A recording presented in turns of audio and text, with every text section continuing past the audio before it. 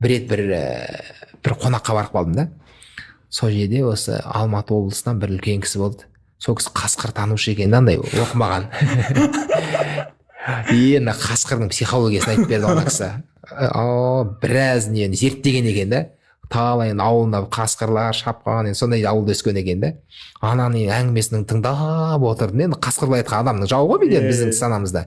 Анау қалай енді қасқырдың тактикасы, оның айласы, оның жоспары деген нәрселерді шашып берді да біраз енді. Сонда мынадай ой түйдім да. Құдай-ау, айдаладағы өзімізге жат қасқырдың да психологиясын зерттеп тастағанда қойнымыздағы әйелді түсінбей жатқанымыз қалай деймін да.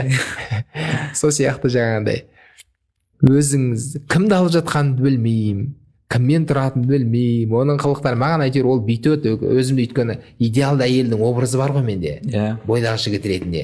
Ертең ойбай күшті болады, анадай болады, мындай болады, мындай болады деген сияқты. Оның бірақ қалауын, оның қажеттіліктерінен яғни мен білмеймін, бірінші және хабарымда жоқ та. Қазір өзіңіздің отбасыңыздағы жағдайды анықтау үшін арнайы дайындалған тест бар.